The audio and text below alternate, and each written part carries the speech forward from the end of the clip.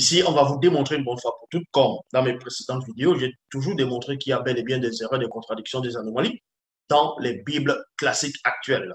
Et beaucoup de ceux qu'on va appeler croyants ou bien tout simplement chrétiens, pasteur, révérend, bishop, maréchal, apodiaque, prophètes inspirés, ceux qui viennent dans les réseaux sociaux, fait croire aux gens que Dieu les aurait mandatés pour annoncer le message à l'humanité. Ce but quand on les explique qu'il y a bel et bien des erreurs et des contradictions dans la Bible actuelle.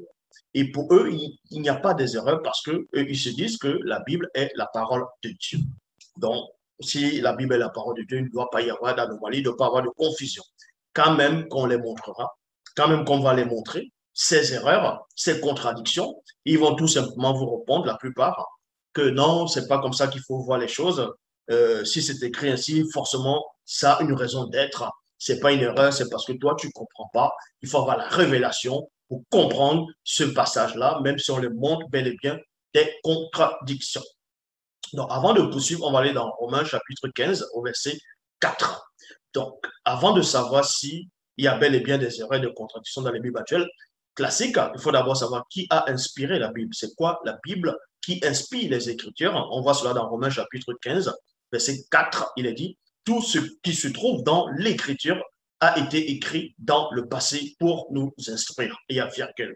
On vous apprend ici dans Romains chapitre 15 au verset 4 que tout ce qui est écrit dans l'Écriture, et maintenant quand tu vas poser la question, quand vous allez poser des questions à certaines personnes, ils vont vous dire, bon, l'Écriture c'est la Bible, l'Écriture c'est les Saintes Écritures, l'Écriture c'est l'Ancien et le Nouveau Testament, ainsi de suite.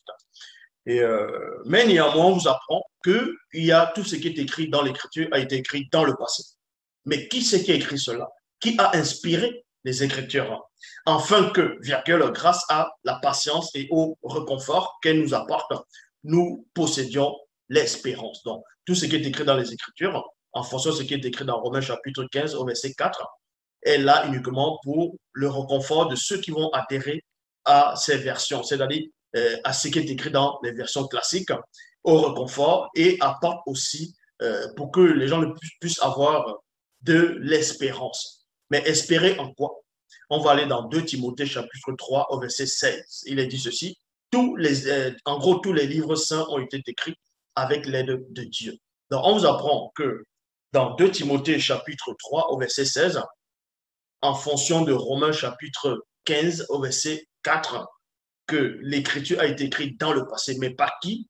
Dans 2 Timothée 3, 16 vous dit, a été écrit dans le passé avec l'aide de Dieu. Donc, dans d'autres versions, on dit c'est Dieu qui a inspiré l'écriture. Donc, les chrétiens vous disent que c'est Dieu qui a inspiré la Bible. C'est pour ça que ce sont les idées de Dieu, ce sont les pensées de Yahvé, d'Adonai, Jéhovah, Elohim, l'Éternel, le faux Dieu d'Israël.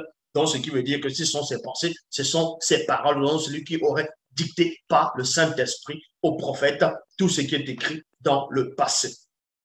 Et si ça vient de Dieu, forcément, ce sont les paroles de Dieu. Et si ce sont les paroles de Dieu, pour eux, il n'y a pas de contradiction, il n'y a pas de mensonge, il n'y a pas d'erreur dans les Bibles classiques.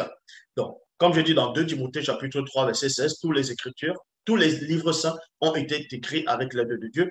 Ils sont utiles pour enseigner la vérité, pour persuader, pour corriger les erreurs et non, pour former une vie de juste. Une vie de juste. Et dans Psaume chapitre 19 au verset 8, dans d'autres versions, c'est dans le verset 7. Il est dit ceci, le témoignage de Yahvé, d'Elohim, d'Adonai, de Jéhovah, de l'Éternel est véridique. Il y a virgule. Donc, on vous apprend ici dans Psaume chapitre 19 au verset 8. Comme j'ai dit dans d'autres versions, c'est dans le verset 7. Que le témoignage que Yahvé, Adonai, Jéhovah, Elohim a donné aux hommes, a donné à ceux qui ont écrit les Écritures est véridique. Donc, nous allons donc vérifier ces Écritures, si c'est véridique ou pas, s'il n'y a pas d'erreur, s'il n'y a pas de contradiction, s'il n'y a pas d'anomalie,